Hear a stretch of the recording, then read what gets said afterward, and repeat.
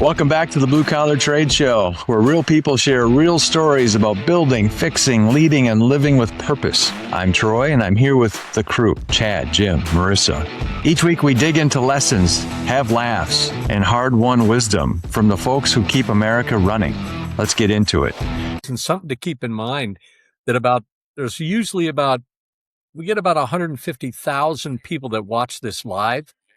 And then another probably, close to 1 million that'll watch the recording of it. So no pressure. At least. That's perfect. That's what I've been looking for. Your PR lady, she said she wants, Jason won't talk to anybody unless at least 1 million people are listening. That's what I told them. That's exactly what I told them. That is not true. I'm just kidding. All right. Well, hey, listen, thank you for being on the Blue Collar Trades Show, Jason. It's nice to meet you. We're very excited to have you. We've been doing this podcast since the beginning of the year. We've done a few dozen shows, and it's been a lot of fun. So I come from, if you haven't done your research on us, right? So shame on you, because we've done nothing all day today except research you and your background. Yeah. So, right. But no, we're going to have a lot of fun with this. But I like your company, and I have a lot of questions for you. So we're going to talk about that mostly. But I've been in the home services business since 2001, owning, buying, selling, franchising, loving, hating, every component of it you can imagine. I've been a part of it. And today our primary bread and butter is the Blue Collar Recruiter Virtual Trade School. So we do recruiting and all kinds of training and that sort of thing for companies all over the country. Chad, who's not on the call, he runs one of our companies down in Florida, does air conditioning and plumbing down there, but he got pulled away to do some work there today. So God bless him for that. Marissa on the call has been with us as a recruiter for a few years now and is fantastic and was just teasing us with her lack of computer skills there a few minutes ago. It's just, she was just kidding. And then Jim and I worked together for a long time in franchising and sales.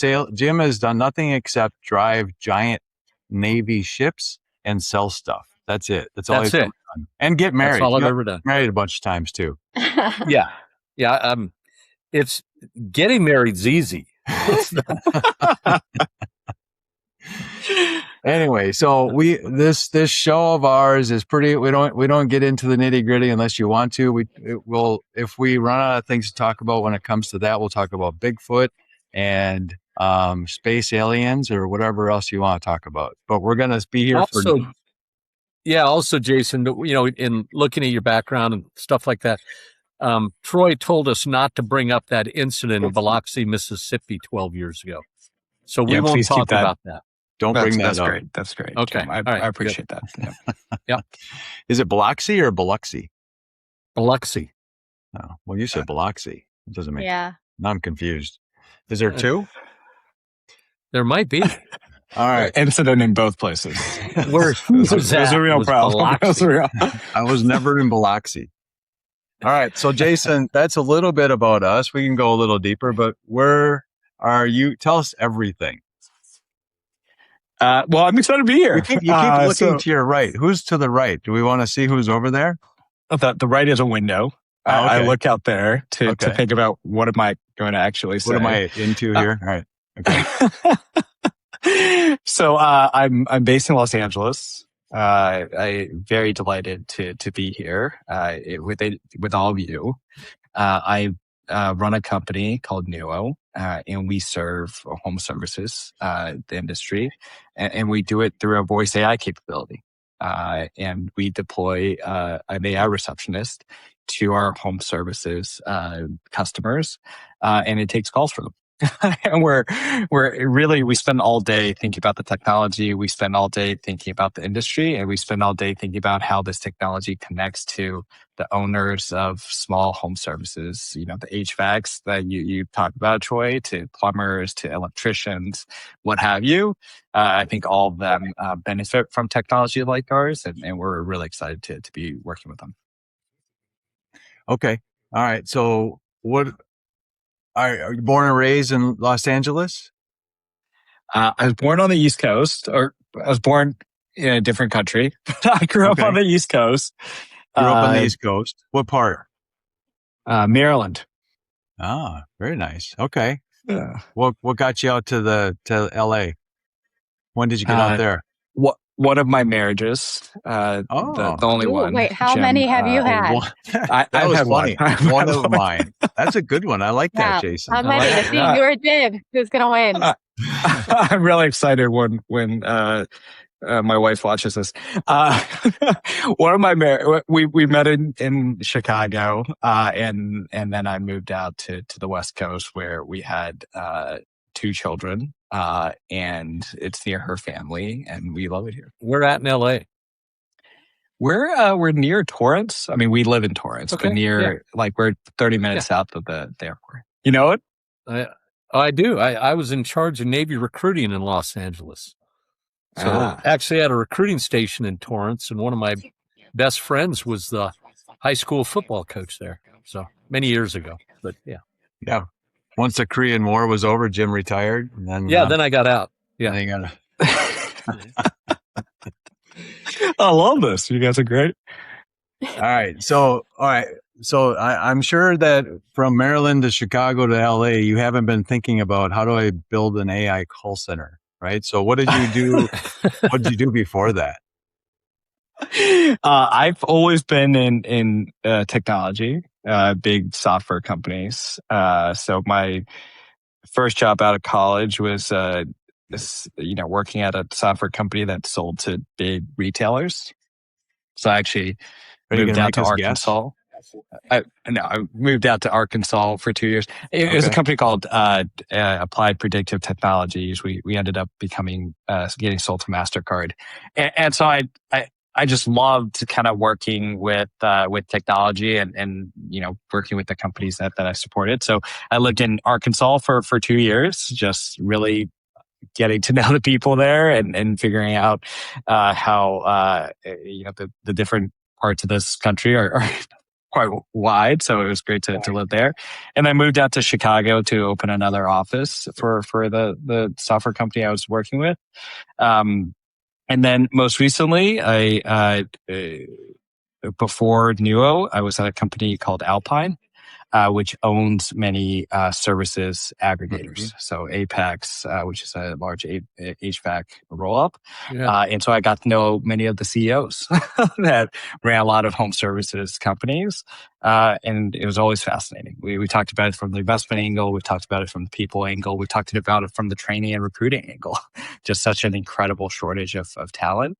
And it's always been fascinating to me. I was in a different part of the organization, and now I'm delighted to be in kind of the same space as some of my peers.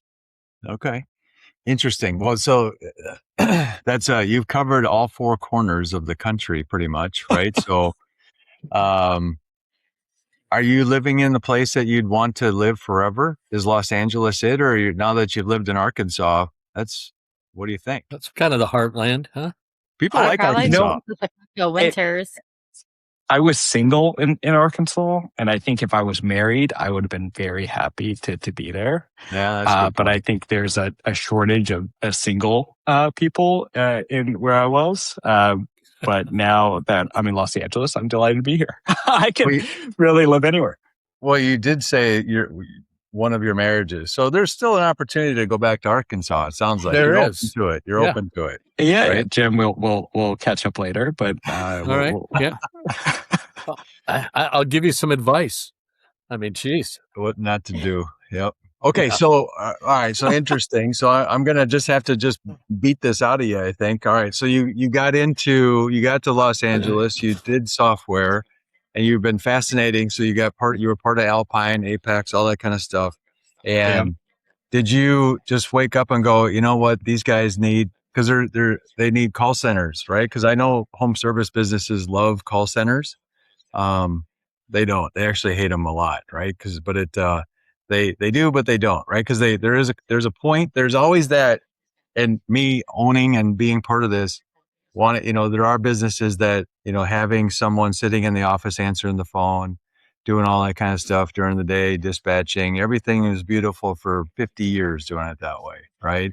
And then the journey changed to, okay, so now what do we do on nights and weekends, right? So then it rolled over to this. I'm giving you the history lesson of call centers, right? So, all right, well, let's roll it over to an answering service who then will answer our calls, and then we'll send a text message to the on-call technician, and who then will call the homeowner and say, hey, can I come out tomorrow? Because I don't want to come out tonight, but don't tell my boss because I'm too busy or too drunk, right? To services where they just take over the calls, right? And then have to figure out how to work within the time frames and openings of Service Titan or Successware or Bubbles, right? Of availability, which is super fun.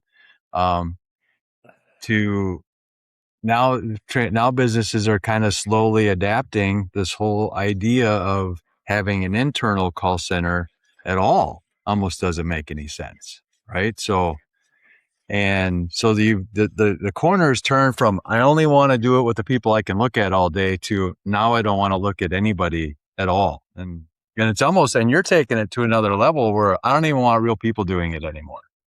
Well, I think where the home services that we work with are really thinking about the transition between I'm doing myself. I'm a one-man band. I run one crew. I don't have time to take all these calls, right? I'm on site, I'm doing the work, and I'm constantly getting calls. I can't interact with whether it's a homeowner or the business owner. I can't interact with my crew. And by the time when I get home, I can't spend time with my family. I'm just constantly getting calls. And, half the time they're spam, but half the time they're leads. And if I miss out on a lead, that's $3,000, $10,000 that I need to serve and plan for. And so their options, I mean, you guys know this, their options is, do I hire someone? Do I spend the 40K, 50K to hire someone on my team that dispatches the calls? Do I go with a contact center? And at what point do I make that transition? So the problem we're solving for is how do you answer all these calls without killing yourself? Yeah. So did you how did you uncover this? So you saw a need. You have a little bit of a niche within the niche within the niche. What do you say? How do you say it, Marissa? Niche or niche? I say niche. Oh, you're so fancy. All right. Right? She is. She is. A niche. Like a niche sounds like an itch. Like, something depends what we're talking about. All right, Jason, what do you call it?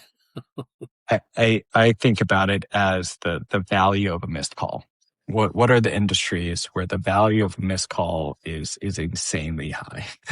Yeah. And that's where voice AI technology adds the most value. And where we add the most value, we get the happiest customers. And I'm delighted to play in a space where I'm able to serve people well, as opposed to billing them for something that they're not excited about. Do you so tell us a little bit more about that. So all right, so let's go back to why you started it and when you started it. So give us a little history of the company. Yeah, so I didn't start the business. So the business was founded about 3 years ago. Oh, okay. By a guy For some reason, I thought you were part of the founder. Okay, all right. His name's David Yang. He's based in San Francisco. He started 13 companies, and many of them have done exceptionally well. And he's still very much involved in the business. So we raised money end of last year. And then as part of that raise with the investors, they brought me in to say, well, we have this incredible technology. But what do we do with it? How do we build a sales team? How do we get it out in the marketplace? And then what are the right markets for us? And how do we kind of create the next journey for Newo? So I've been here since the beginning of the year, Troy. When you guys started your podcast, was my first day. And so how Marissa knows how to do the mute and unmute button is how I learned how to answer Slack messages at Newo. Whoa. See that? That's the same thing. It's the same, probably equally as hard. And very similar. I mean, it took a little bit of troubleshooting either way. It is really hard. All right. So, all right. That's interesting. So so tell us, so here's the experience. And this is, does your business offer, is it just AI agents or is it a combination of human and AI? So if I'm a home service business, is it just AI or is it both? It is just AI. And so we don't have we certainly forward calls to your contact center. And so the AI, there's two, what do we sell? We sell voice AI that deploys quickly. So you don't have to do a lot of troubleshooting. You don't have to hire someone to deploy the thing. And then two, it's human quality, right? So it's like talking to a real person. There's a lot to say about the technology, but the technology is talking to a real human. It's not a robot. You're not pressing 1 or pressing 2 or not listening to an answering machine. Your customers speak to someone who they think is a real person. That real person is extremely knowledgeable about your business. And that real person passes that lead, books the meeting to the business owner or to someone on that person's team that then kind of takes the first call or dispatches a team or kind of serves a job. That's so how do you go ahead? I'm hogging all the questions, Marissa. No, I'm thinking about that. And what is the feedback that you're getting from customers?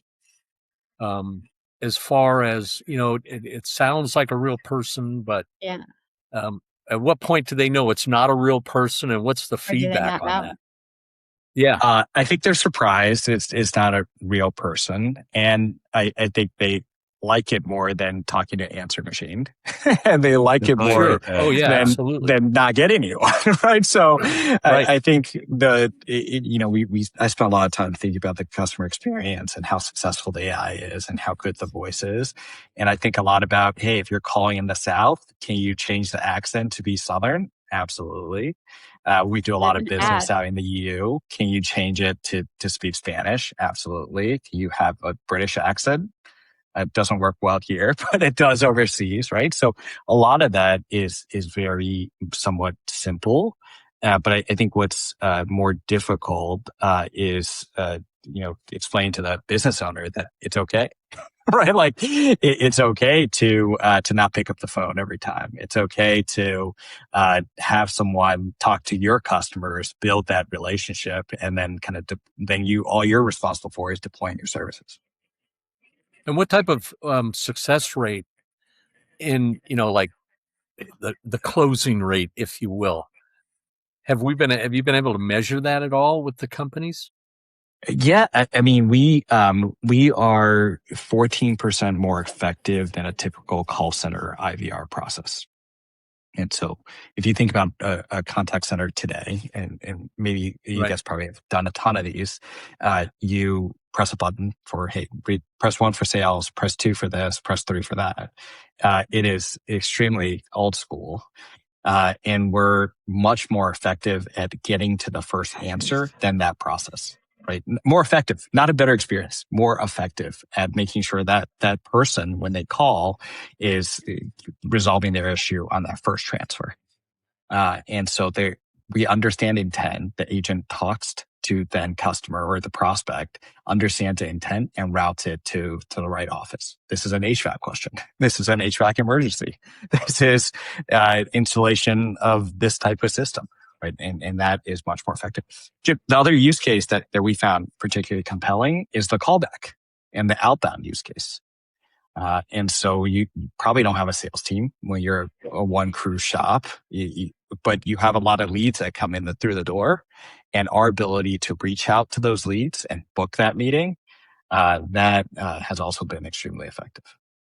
So that's interesting. So the calls come in. All right. So let me throw this scenario at you. All right. So I call your shop and I get the AI agent to answer, right? And it sounds real. But then I ask, but something goes. You ask me the same question 3 times or something, right? What? Not that would ever happen, but it. And if I say, "Can I speak to a real person?" Well, then what? Or do they say, "I am a real person"? Would they get into an argument with me? It doesn't. It does, and that's what we spend time doing, right? Is listen to all these calls and figuring it out. And so there's a lot of technology behind this choice. So there's the typical AI. So almost all systems out there today that you've interacted with, that's not ours. You speak to the system. The system transcribes what you just said. So what you just said to me, they write it down. They run an AI system on top of what's being said. And then it thinks a little bit, writes out what it wants to respond to you with and says it back to you. Right. And that's what's happening in the background. It's called speech to text, text to speech. Yeah. And it's not great. First of all, it doesn't know when you stop talking. It just knows when you stop transcribing. It takes a long time.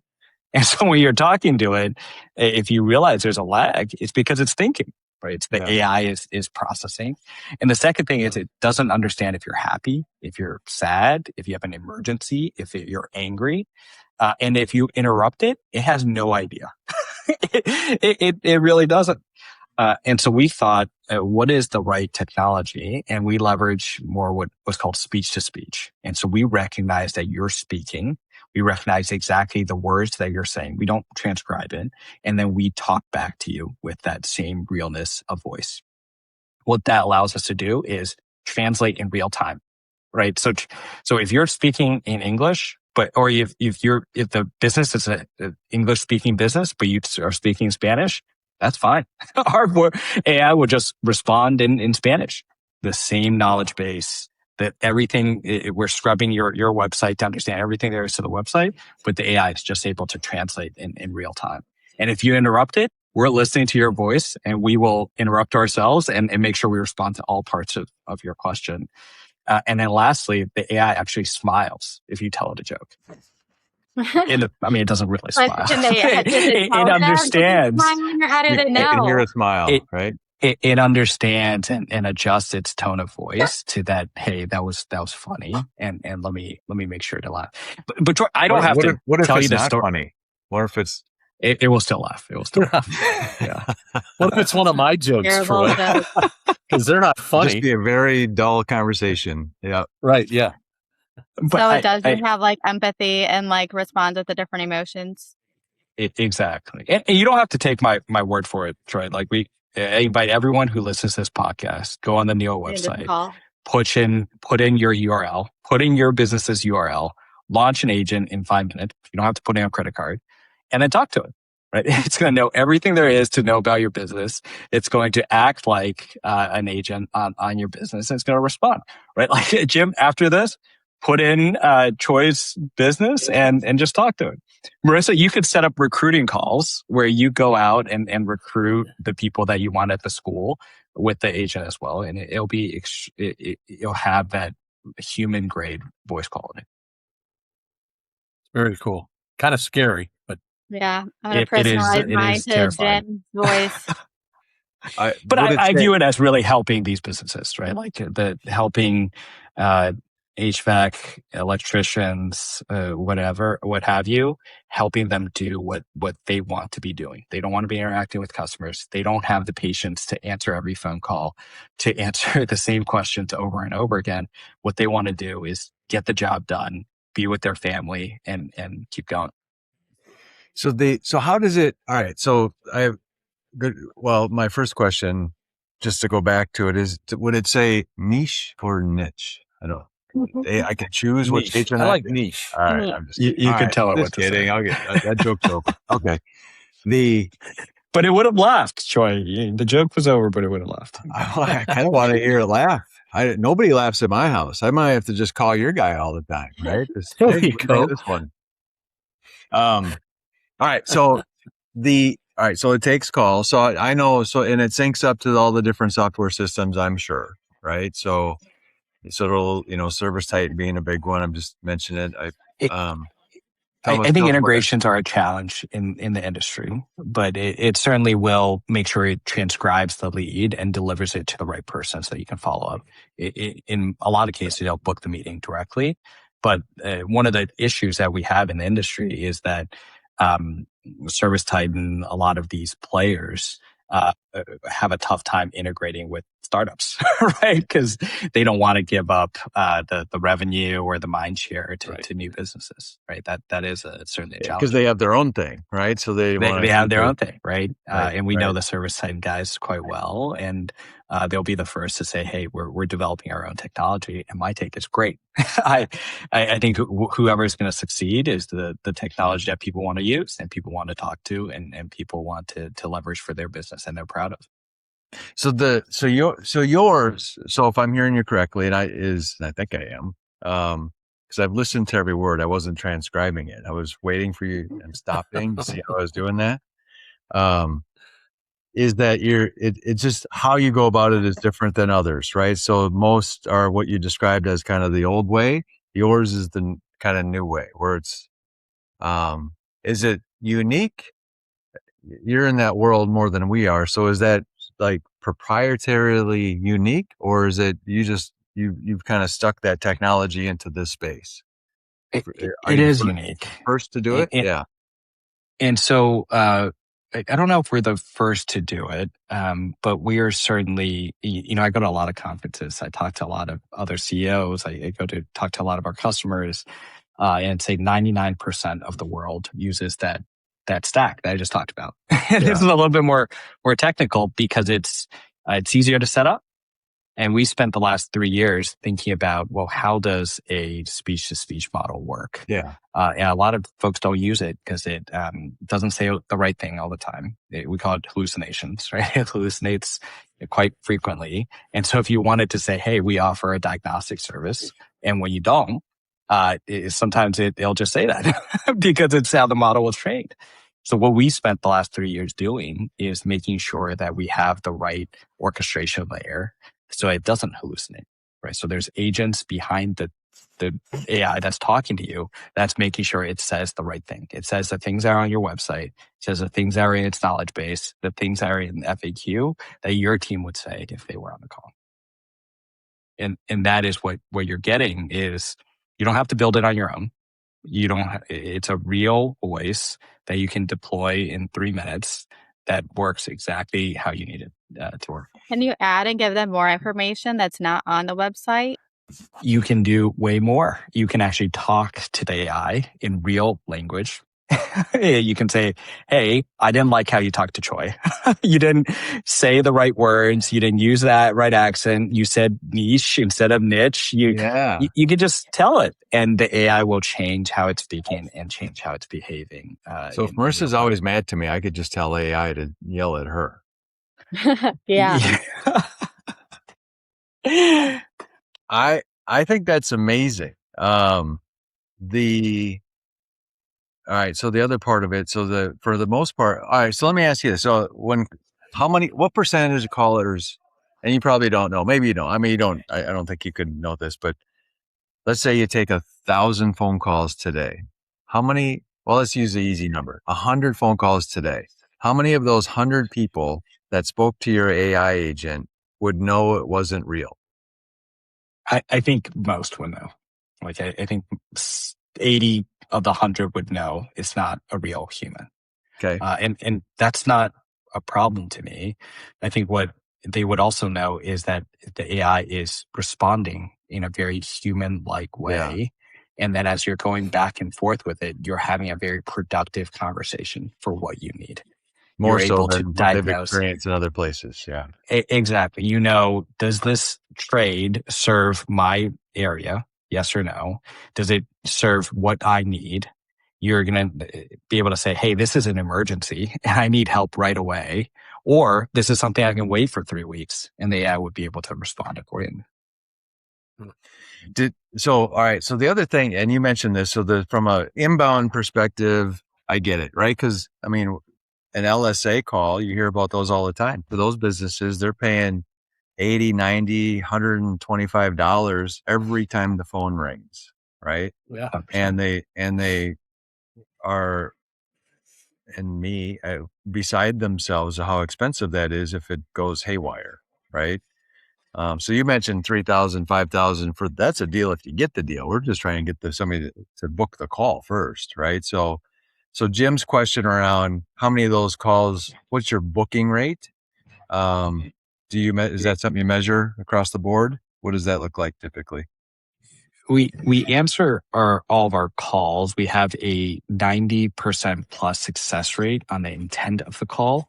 So we evaluate the intent of the call. Sure. Right. So this caller, right? Exactly. This caller is a new lead. Jim is looking for an electrician on this day to do this service, and we grade our AIs. Was that service successful? And 95% plus of the time, we are successful in dealing with that call. And if there's a trouble in that workflow in any place, Troy, it keeps repeating what it's saying, or I can't actually hear Jim, right? Jim is a pretty noisy area. Whether it's a human or an AI, they're going to have trouble responding to Jim. It will just transfer it to a human at that point. And so from the owner's perspective, I used to get all 100 calls. Right now, I get 10 calls, and of those 10 calls, it's the interesting ones, or it's the ones that are having trouble with the AI for whatever reason. Yeah, interesting. Okay, so that's fair, and I'm with you. I'm 100% with you that the most people think that they book most of their calls, and it's not really that the case. Right. Yeah. Right. So, because you've talked to any business owner, well, 100%. yeah, Kathy, she's awesome. She books at least 99% of her calls, and then you look at the report, and it's like 72, right? So, but you know what I mean, right? But I think the core question, in a lot of ways, is what happens. What percentage of calls do you miss? Right, and I think especially if you're a P-backed service provider, right? That's a question that's commonly asked, or because that's a point of leakage, right? For a lot of these businesses is we don't answer the calls in these hours, or we have overflow in these other hours, and businesses should know that number. And we see that number as, oftentimes 30, 40% of calls are missed. Well, that's a number that's 30 or 40% increased revenue that you could be receiving, right? Because when that caller doesn't get to its service that first time, it's going to call the next service, right? We're remodeling our house right now. If I don't get an HVAC person on the phone, I'm just going to call the next one on Yelp, or the one after that, or the one after that, right? And you're not going to leave a message. I don't want to wait. I don't actually want anyone. I don't want anyone to call me back. I just want to reach a person. I want to talk to that, and then move on, right? So, and that's the experience that we're creating with AI without you, the owner, having to hire a receptionist. By the way, which you're having trouble hiring, and you're having trouble training, and so. I mean, you can stand this thing up in 3 minutes with the full knowledge of your business. Why wouldn't you do that? 3 minutes. What's the? Would you can't even turn her microphone on in 3 minutes? I know, it took me like 7, 8 minutes. Okay, so what about the other side of it? So you touched on it, and I just want to know if it's so. The other part of a business, there's really two parts. I have 2,000 service agreements I need to run, right? And so they're prepaid maintenance agreements or whatever, right? Does your technology outbound to those customers too? It absolutely does. And this is where, if you're reaching out cold outbound, I don't know what the comment, if you have just a list of new builds that you want to go and prospect, typically with a human, you get a 2-3% response rate on that prospect. Our AI, we've found a 4 to 5% response rate, and that's commonly because as soon as you pick up the call, right? You guys have probably done this. If you get a cold call, you pick it up. Sometimes it takes 20 seconds for it to connect. Yeah, right. That's hang up. That's the time I 100% hang up because I know it's a cold call. But when you have a AI do that call, it responds right away, right? So Jim, hey, we're reaching out about this. Are you interested? Are you not interested? And if I can do 100 of those calls at the same time, I'm wasting no human resources, and I'm getting to a 4 or 5% response rate, and that's better than a human.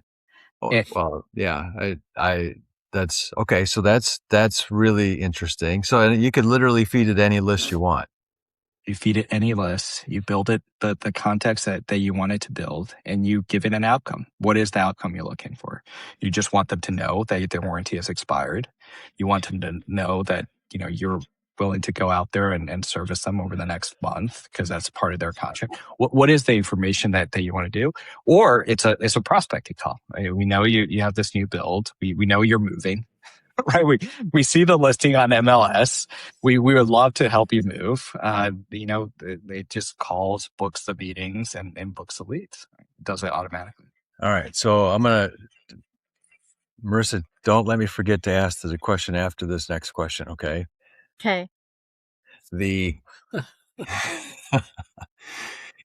I'm like super. I can't wait to hang up so I can call you back and buy stuff. But so the other side of it too. So if you talk to any business owner in the home services, one of the necessary evils, it's not a necessary, but one of the lead generation tools is like Angie and things like that, right? So, and it's mind bending how horrible that experience is for both sides, right? Because for today, so tell me about how you handle those first before I complain about it.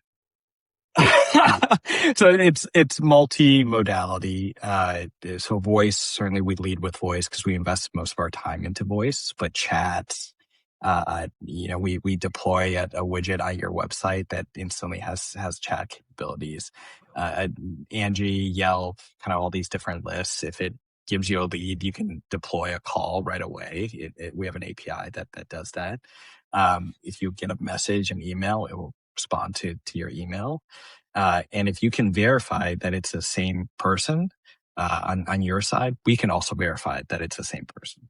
And so, which is quite powerful. So you're starting a conversation in Angie, and we know you had this problem and you were hearing and explaining it. You then call, and if we can verify that it's the same individual, we just pick up the conversation where it left off. Interesting. And so, No. where this can be really powerful is we're teaching the AI right now. That's not a lot of teaching, but we're enabling an installation functionality. So it actually guides you in installing, let's say, a Ring doorbell. Let's just make it up. And it's a long call, right? It's walking you through kind of do this first. What kind of device do you have? Do this first. Do this next. Do this the third time. If you have problems, they'll troubleshoot with you in real time. But the real question is sometimes you hang up. Right? Sometimes you lose connection. Sometimes your kid's crying in the background. There's a lot of reasons. You call right back. It picks up exactly where it left off. Right? Wow. You're in the middle of that installation. So your original question, Troy, is you're prospecting from Angie or a variety of different places. If we know it's you and the system knows it's you, it picks up that conversation and does it in real time. So how does it know how to install a Ring doorbell? I mean, could it have fixed Marissa's microphone problem? It could have. Right? So if you have a lot of appliance repair specialists have built up an incredible knowledge base, whether it's from the OEM or other places. You load it in to the AI, and it knows how to step through it. It's no different than me taking a picture of my situation, putting it in a chat, and it tells me everything I need to do to fix it. It's the same thing, right? But you're just doing it through voice instruction. Exactly. Yeah. So the question I wanted to. Let me just qualify the Angie thing. So this is where my pain comes from, and your solution, I don't know if it sounds like it's better, but it doesn't help. So if I'm just a regular customer, right, going online, all right, I don't want to call 3 people, right? I don't know who to call, because that's why they go to those places, because I don't know a guy that knows a guy, right? So then they see Home Advisor or Angie or whatever. Oh, that looks easy. And they type it in. I need air conditioner repair, right? And it's really cool and it's super slick. And then you go, boom, hit the thing and bam, you get slammed. 6 phone calls. 6 calls. This is like the worst thing you could wish on someone. Instantly, you're like, this is the worst experience ever, right? Yeah. They did not expect that. So how is that fixed? I don't fix the problem. What I do is I enable the service provider to not have to have someone that's extremely attentive to Angie's list to pick up the phone and call. Yes, there you go. Right? Don't use it. And Angie what I probably isn't going to enable, call us to be on our podcast. It doesn't sound like, right? Right. Yeah. but I enable. She's going to drop her sponsorship of you, of your podcast. I know. It's, Yeah. I like it. I sometimes just, you might want there's an got to energy be a request. better way to make that an easier system, right? So, but your point of, so I'm very intrigued with the outbound stuff. The inbound stuff I understand because I think we've been more used to that. The outbound stuff I think is Right. way better than anything I've experienced before because of that. What feels like 20 seconds is like 3 seconds, but that's just enough time to hang up, right? 100%. And if you've solved that puzzle, I think that's why you have that difference, from 2 to 4, or 3 to 5, or whatever it is. So the other question, so the selfish one I was going to ask was, so you're in the home services, which makes sense. What about the blue collar recruiters of the world who need to call candidates, prospecting? Because we do most of our, I don't know if you know this or not. So we have a virtual trade school, which is very cool, but most of our business is recruiting, right? So we have clients all over the country that that need help finding qualified managers and plumbers and office staff and salespeople, you name it, right? And 85% of we post jobs, right? So people use Indeed and that sort of thing, and so do we. Indeed's just fine. But 85% of our placements, Jason, are headhunted. Can you believe that? I can't. I get these text messages all the time, actually. Yeah. Maybe they're us? from you. Yeah, what if I texted you, emailed, probably like, why aren't you Marissa. answering? You want So does your business, is it savvy enough to look at our website and work for us? Absolutely. So we actually, there's a very large recruiter out there that we're working with today that does this at scale. So not only the initial outreach, but the first interview, the second interview, you can do all of that. Because I think, maybe one of the big questions that I would have in y'all's shoes is, does that person actually show up on day one? Right? Is that person, after that initial interaction, do they actually your show AI agent will chase them down and find out why they didn't show up and beat them over the head? They'll meet him at Waffle House. they won't chase them down. Hi, she's just fine. Get back to work.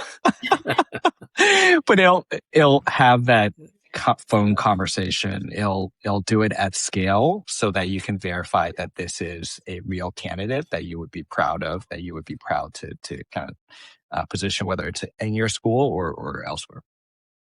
Does like in that sense for the recruiting, could it leave like a voicemail to like say like their third outreach? They can text message, right? You could send them. Yeah, this is different, but you could send them text messages, right? And they could call the phone number and it'll just pick up the conversation where it left off. So you have a variety of text messages. This is the rate that we're looking for, or this is the job that I'm trying to place you in. If you have any questions, call me. You can call it and it can have a real conversation about qualifications or what you need it to do, what you need this person to be doing. And if that person is still interested, then you can actually kind of forward that resume along, or you can have a real conversation with that person. So it'll literally cold call candidate. So you upload a list and it'll cold call candidates. It will. I think you have to be careful about the phone numbers you use and spam alerts than that. But if you are as long as you're not flagged, your phone number is not flagged, we can reach out to as many people as you need to. That is nice. But wait, so it does or does not leave the voicemail? If they didn't. It can. So it can do both, right? So you can leave a voicemail or you can not leave a voicemail. And so voicemail detection is actually a big deal in this space. And so you can do both. What does that mean? Voicemail detection? If you place an outbound call, I can know that it's a voicemail, right? So you call Jason, blah, blah, blah. But the AI sometimes doesn't know it's a voicemail, right? Yeah. And so there's a lot for you to have the AI stop the call. We think a lot about, well, when does the when do you know it's a voicemail? Because 90% of the time it's a voicemail, right? And how can you save on usage costs and what have you to kind of know that it's the case and turn yourself off. So not to box you in on this, and I don't, and maybe, but how does your pricing structure work? And is it, give us a little bit of a rundown. How, if someone does sign up, how does that look? What can they expect? What does that look like? You can sign up right now on this podcast. Go Right. on our In 3 website. You can get 50 units. We consider them units. A unit is about a 3-minute call for free. Okay. To try it out, test it out, and do that even without a credit card number. And then it's billed by unit. And so, every unit you consume, we have a certain charge. We do that on Outbound, Inbound. It's a very simple billing model. And if you're a larger business, and we have a lot of those, and you get 1 million calls a month, we can sign an enterprise agreement to reduce the cost of each call. The million calls a month is where the enterprise agreements start. Man, Wow, you guys are big time. Holy, they are dreaming big, aren't they? they only do Going large. 900,000 calls a month. We don't get a price break for our 950,000 calls. But man, if we could get 50,000 more, yeah, come on, Jim. Yeah, just all right. Continue on. It breaks even right around 200 calls a month. You can have an enterprise agreement, and we can go there. So there's two options. It's a pay as you go model or a subscription model. And if you're breaking 200 calls a month that you want the AI to answer for you, have a conversation with us. We'll have a discount on rate for a larger commitment. Crazy. So did you know the business was this cool before you started working for it? I did. I think this is the new exciting space to be a part of, or these technologies that really help small businesses out there.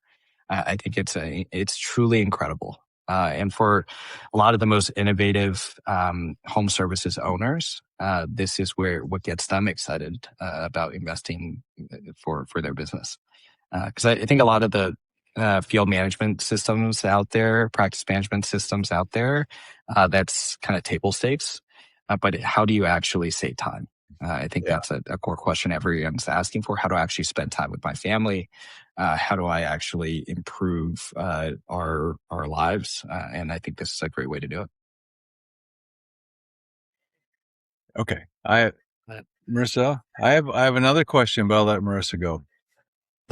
Well, yeah, I actually have a question too. So, the 50 free minutes that you said. So say Troy's going to try it. Do I get my own 50 free minutes that I could try for something separate, like different part of the business? Absolutely. Perfect. Wow. I want to use my 50. Well, you said only we get to use it for 2 different things. Jim, you said you don't. No, but I just want to make prank phone calls to people. Will it do that? It is on your phone number, Jim. So you can do whatever. Okay. Right, yeah. That is funny. So I do have another question, Jason. So, I know this is probably it's kind of a little unrelated, but always ask everyone. I kind of wanted to know. This might be hard for you to think, but so what's your favorite tool out of anything you've had to use? I loved Troy's answer on his podcast, which was a Leatherman, and I'm going to steal it. See? So you were prepared. I didn't spend the whole day that you guys did. Just that one part. Right now it's a quiz. What was Jim's? Oh no, I don't have it. Jim, what was yours? We got an F. I don't remember. Yes, it was a channel locks, Jim. Yeah. Yes, it was. Because you can plumb a house with channel locks, according to old Jack. Duct tape. Yeah. You'd be glad to know too, if you didn't move on to next episodes, that Marissa did get herself a nice little tape measure too after that first. Yeah. She's got a laser and work. everything. And I know how to use it and everything. Remember when lasers were Good the next confidence. big thing? Nobody even talks about lasers anymore. I know. Yeah. Just AI, everything. Okay, so my question is, what?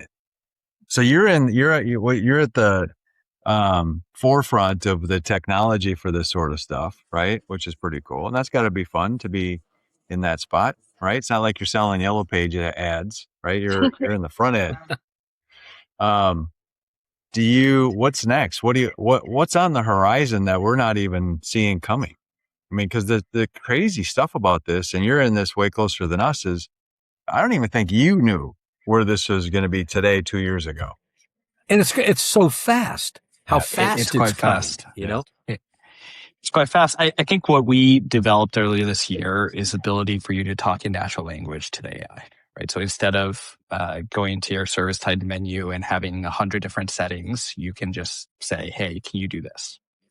The thing that's around the corner is, can you, the AI receptionist, evaluate how you are doing? Are you doing a good job? Or are you doing a bad job? How is your answer rate? How can you be better at your job? And you can have that conversation with, your AI receptionist. It'll tell you, hey, this is how you can improve. This is how I can improve. And then you can say, well, do that. Go and be a better AI receptionist automatically. So I'm having a conversation with my AI receptionist saying, hey, what do you think you're doing well at? And it'll tell me, and then I'll say, go fix that. And it'll say, okay. Absolutely. They might have been having a bad day. Well, wait, if it's so smart, why didn't it know that before I had to tell it? Well, you it has might not emotion. want it. You might not want it to make those changes, right? Jim? Oh. You might not want it to say something different or do something different, and so it'll tell you, "Hey, this is how I'm thinking about improving what I'm doing. I'm thinking about, hey, you're not forwarding the call to the right person. you need to fix that." And the other crazy part that we're building is the ability to have a check-in call with AI, right? Like Monday morning, every Monday, sends you an email, lets you know, hey, last week, this is how I did. This is what went well. This is what didn't go well. Just like an employee would. And it can do that consistently without no sick days. So who's monitoring it, right? So is AI the manager? Is the AI manager managing the AI, right? So is there like real people behind this thing, pulling back the curtain once in a while, going? You can monitor all the sessions are recorded. I'm saying you, not me. No, you, not. You know what I mean? So because who's monitoring the monitors? I don't. Do you micromanage them? You know what I mean? So how do you, because it might say I did this and I would have to believe it because it said it, right? But who's verifying it? Well, we certainly monitor our people or AI agents, more AI? but we allow real people. Okay. We employ real people that listen to calls. You're not AI, right? You're real. I'm not.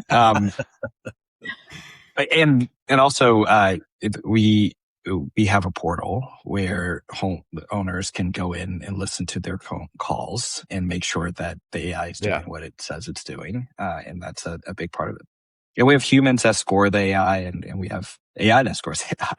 Both are true. Okay, so 10 years from now, what's a call center look like? 10 years from now, home service providers are still doing what they're doing. You still need people. I don't believe everyone's going to get, I think, HVAC systems, plumbers, electricians, you're going to go out and service your customers just like you are today. And then you're going to have an advisor or an employee that is handling all of your calls, optimizing your SEO, doing outbound for you, and booking all of your appointments. And at the end of your day, you're going to check in with that person and say, hey, like, how am I doing? What can I be doing to grow faster? Do I need to have more crews? What can I do to optimize my processes? And that'll be a real conversation you're having with the AI to kind of help you grow your business. Did you catch the key word he said there? Talk to a Processing. real person. He said person, but he meant AI. So you have an AI, not a real person. But you have this team of AI doing things, right? Yeah. With, I don't know, 10 years. But you have an advisor, I don't right? think You have that- someone that you have someone. It won't be 10 years. It'll be the next 2 years where you will have this, and it's going to improve productivity. It's going to allow us to have more times with our families. Do you think robots will be fixing my water heater? Because 10 years, so I asked you 10 years, and we both know that what you just described will probably happen in the next 12 to 24 months, right? So 10 years. What's the crystal ball say? I'm not a robotics guy. I think that's for someone else to figure out. I think it's going to be like the Jetsons. Finally, we've been talking about that for 50 years. Exactly. I know. We've been What does talking that about even We're mean? supposed to be there now. What do you want? You want a dried fruit to turn into a What are the banana? Jetsons? Yeah. Oh, See, There we go. Boy, that hurt. That stung a little Neither bit. one of these two probably know who the Jetsons are. Who are the Jetsons? I know what the Jetsons are. Do you? Yeah. Okay. All right. Explain it to Marissa. It was in the 70s. It was a cartoon about the future. And it never really came to life. Or it didn't come to life as quickly as I thought.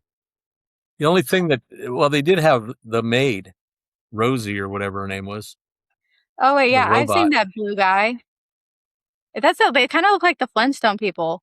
Well, it's the same. It's the same creators or Hanna-Barbera.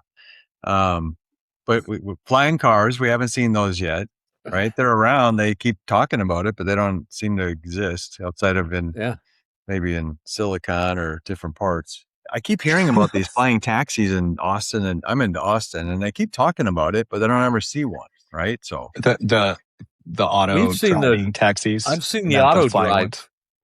When I was in Phoenix, I saw the auto drive. That was weird. Pulled up next to me at the stoplight. Oh, the Waymos? Yeah, they're all over here. Yeah, they're everywhere. That's crazy. Yeah. But I don't want to do that. I want to fly. So I do too. The robots, I think that's coming. All right. So Jason, it's a pleasure. What else we'll give you one more. Or Jim, did you have a question? Did I give you a chance? I did. No, I'm good. Go ahead. Oh, Jason, one last pitch. Go ahead. Give us the brochure. Give us everything that you want to share with our audience that you haven't already. I thought this was great. I think my challenge to everyone that listens to this podcast, whether you're a business owner or not, is to go and try it. Right? Go on our website, try it out. Listen, even if you don't have a business today, put in your favorite home services business, your favorite restaurant, create an AI for yourself, and see what it feels like. And I challenge folks to deploy it and see if it makes their lives better. And what is the website for everybody? Yeah, it's Newo. Newo. I think this media bite was missing the O.ai. Well, we'll make sure we fix that. So, all right. Okay. Well, it was a pleasure talking to you. It was nice meeting you. I am very intrigued. So I own several different businesses that this might be a good fit for. So I want to kick the tire on it myself. Right. So, but thank you very much, Jason. It was nice to meet you. Fantastic. Great meeting. We appreciate your time. All right. Appreciate your time. Thank you. All right.